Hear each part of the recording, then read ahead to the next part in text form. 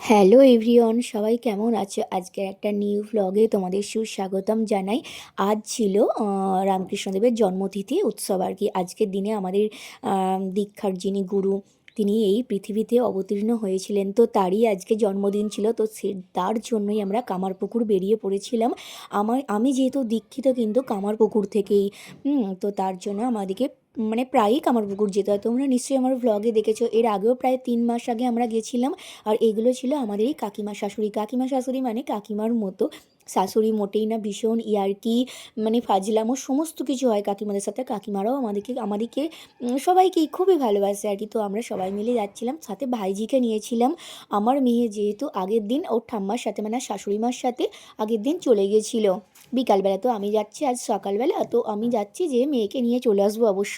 তো দেখো বাসে প্রচণ্ড ভিড় ছিল, তো সেখান করতে করতে আমরা নেমে পড়েছি বাসে। আস্তে দেখো এত ভিড় হয়েছে আজকে, যেহেতু রামকৃষ্ণদেবের জন্মতিথি না, কামারপুকুরে একটা ভীষণ বড় উৎসব, যার জন্য ভীষণ ভিড় ছিল। আর এখানে দেখো গাড়ি রাখার জায়গা ছিল এখানে, এইখানটা কিন্তু ক্লোজ করে দিয়ে ওইখানটা মানে যারা কুপন ছাড়া খাবে তাদেরকে কিন্তু যে ঠাকুরের যে প্রসাদের ব্যবস্থা হয় আর কি, সেখানে ওখানটায় মানে তাদেরকে খাওয়ানো হবে। তো আমার ভাইজি তো এসে থেকে আমি যে বিপদে পড়েছিলাম যে তোমাদের কি বলবো।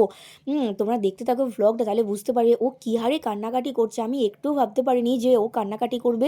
তো কাকিমা মানে কোনো রিজিয়ন ছাড়াই কান্নাকাটি করছে, মানে এমনিই কেঁদে ফেলছে। কী বলবো, এত বিরক্তও লাগছিল, কিছু বললে আবার বেশি কান্নাকাটি করছে, মানে ভীষণ কান্নাকাটি করছিল। আমার কাকিমারা বললো যে তুই ওকে নিয়ে এলি কেন? আমি বললাম যে ওর হয়তো ভালো লাগবে যার জন্য নিয়ে এলাম।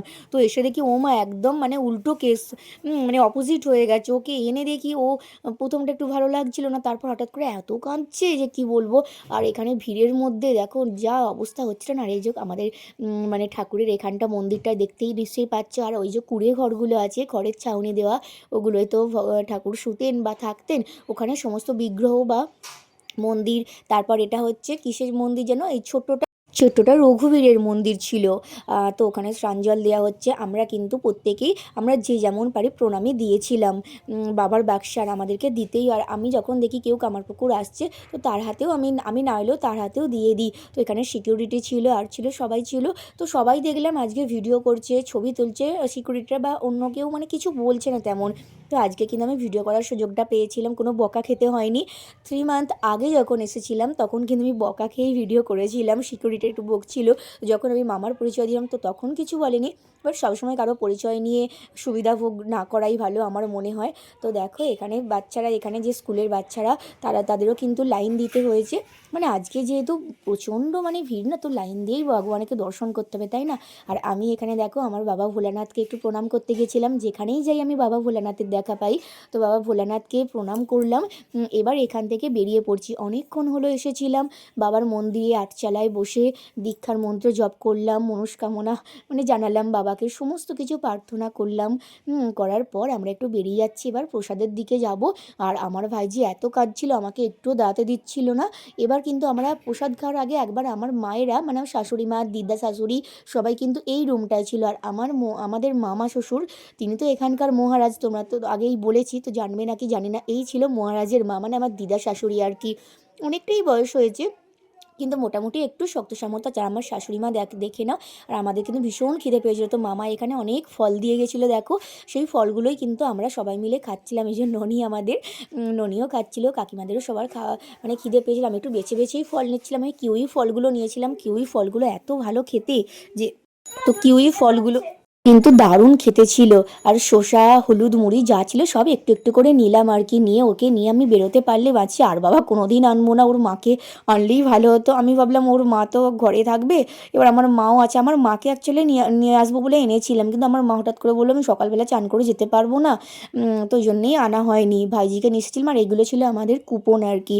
আর এগুলো কিন্তু আমার মামা শ্বশুরই কেটে রেখেছিল। আর দেখো তোমরা আমার ভাইজির অবস্থাটা, এত কাঁদছে, ওকে যাই হোক করে ভুলে এই বাচ্চাটা ছিল, এই বাচ্চাটার সাথে ভোলাচ্ছিলাম।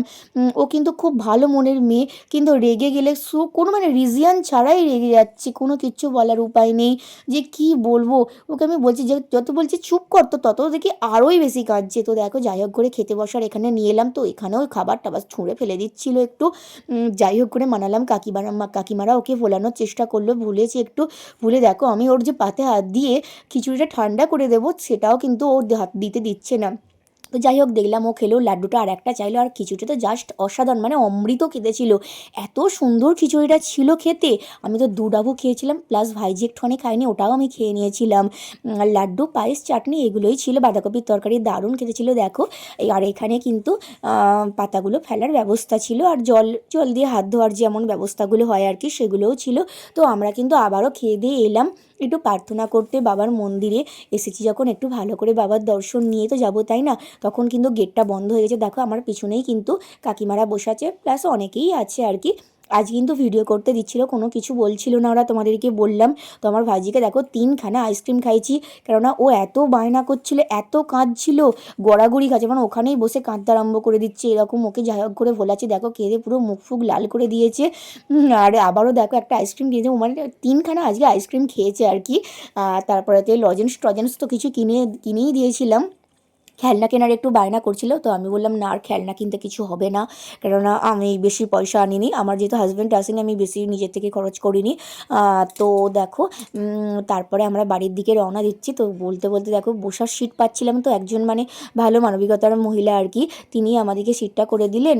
আর তো ওকে নিয়ে বসেছিলাম, ও ঘুমিয়ে পড়েছিল, আর ঘুমিয়ে পড়তে পড়তে তারপর দেখো এসেও গেছিলাম। তারপর 2টো বাস পাল্টাতে হয়েছিল আমাদের, কেননা কামারপুকুর যাওয়ার পুরো একদম মানে এক বাসে আমরা যাইনি আর কি। তো আজকে ভিডিওটা এত করে, তোমাদের কেমন লাগলো